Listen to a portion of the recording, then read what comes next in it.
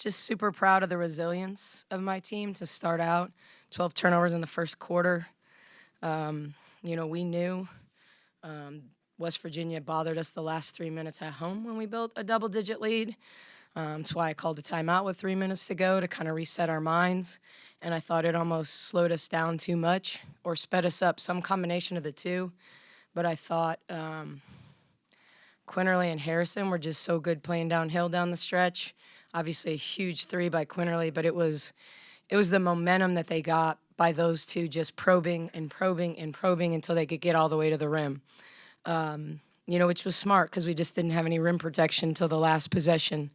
So I thought it was an unbelievable basketball game. I told my team, we can either be frustrated with having an 8-point lead and seeing it dissolve into a 1-point deficit, or we can be proud of ourselves for being on the road in a hostile environment and having an 8-point lead to play with.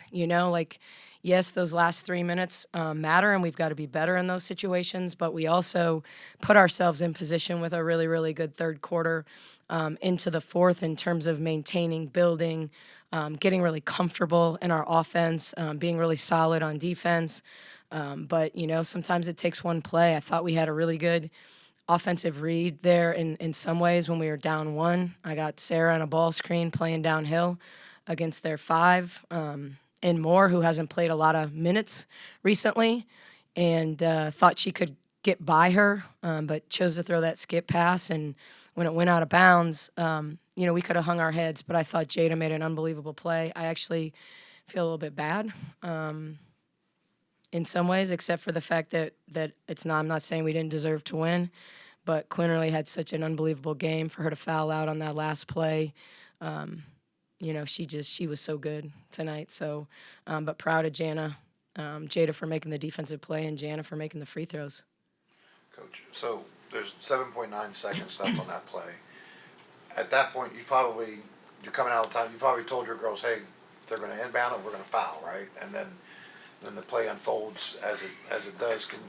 As you're watching that unfold, just what kind of emotions go?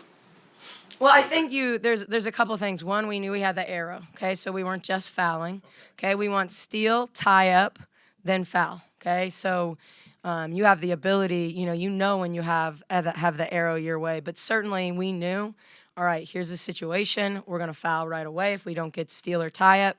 And then here's the play. If they make one free throw, if they make two, we don't have a timeout, they don't have a timeout. So in this situation, here's what we're running. Here's what you're looking for in this action if we need a two. Here's what you're looking for in this action if we need a three. So we definitely had processed and gone through that process. And it's something we haven't run a ton lately, but something we ran a lot early in the season and had as kind of a free throw play, even in just regular regulation when we don't necessarily need a two or three. So it's something that they had run before, but seeing that ball tip, it was a perfect example of why you don't quit on a play, because, Jada just kept coming, and when, she was able to, it would have been easy to let the ball roll out of bounds, but to have the wherewithal to just pick it up and attack, that's a huge difference between a 1-on-0 at the rim and then having to call, I don't have a timeout, so having to get it in and try to, make something happen. So yeah, that, what did I feel? I don't know. I don't think I was feeling anything except anxiety at that point. A little frustration over the turnover, but trying to stay positive with them because they needed it. But just proud of our effort on that play. And if you can give me a clarification. So Jada gets the steal in the corner, drives the baseline, gets fouled. She doesn't shoot the free throw. Yeah, she landed on her neck real hard, was a little woozy. And as soon as your trainer goes out, which Jada's a really good free throw shooter, so it wasn't like a ploy to get her out of the game. And it can't, I'm not going to be lying. It's like people laying on a football field, to let time run at times. But, I just felt like, when your neck and you've had some whiplash, and we weren't sure it wasn't an intentional foul. And so, but once the trainer goes out, you can choose a sub, but that person has to be the one that shoots it. You can't choose someone on the floor. Like I couldn't have had Sarah Andrews shoot it. So yeah, Jana doesn't go to the line a lot, but just really believed the way she's been playing lately that she could rise to the occasion there. you got to pick who should. Yes. Because we were wondering if it Yes. was WVU or Yes. you did. Okay. Yes. Yes. I don't think they would have picked her. Right. In scouting the game, you probably saw that last play with Harrison going the length of the court. Oh yeah, I just saw it against Kansas State. We sure did. Had you prepared for that? I mean, had you done anything? I mean, you had 3 people back there, and Yeah, well, you don't really prepare for it. We just knew we didn't want.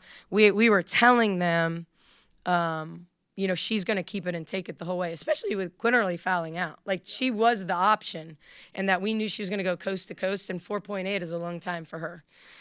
So it was about getting everyone back because she was going to the rim. Like she wasn't going to pull up. She was going to go to the rim.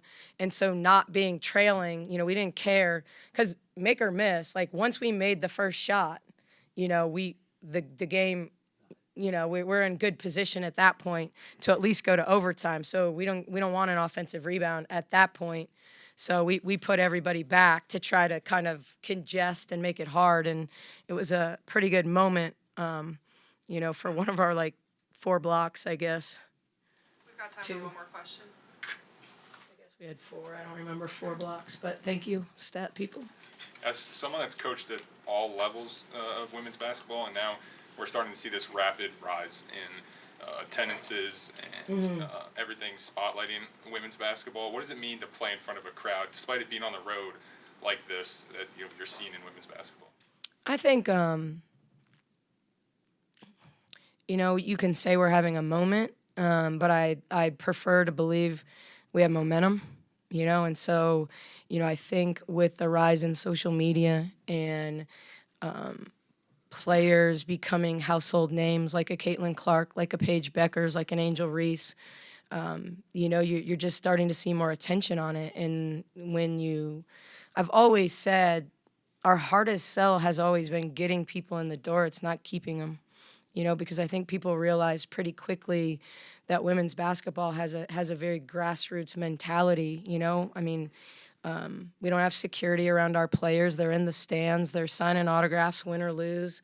We don't ever meet at home games after the game in the locker room because I want our players to be role models for young people and family and people that have spent money to come out and watch them. And so it's just a really cool time in our sport, and I think we're seeing it in obviously not just attendance, but viewership when games are on TV, especially when it's on ABC and when it's on Fox. The rise in attention paid, and with that you also have the Twitter wars, and you have but it's like at least people are talking about it now, and fewer people are telling us to stay in the kitchen. So, I think it's just a really good time for these athletes to, no one likes playing in an empty gym. I don't care if you're at home or on the road. I mean, it's not fun to play in front of an empty gym. And so when you hear that crowd roar when they took the lead, when Quinterly hit that 3, that's what it's about. That crowd willed that team back those last 3 minutes. And they're going to be there for him the next game. Like, they've had an unbelievable season. It's clearly not over yet, but he's done a great job coming off a really good year last year with Dawn.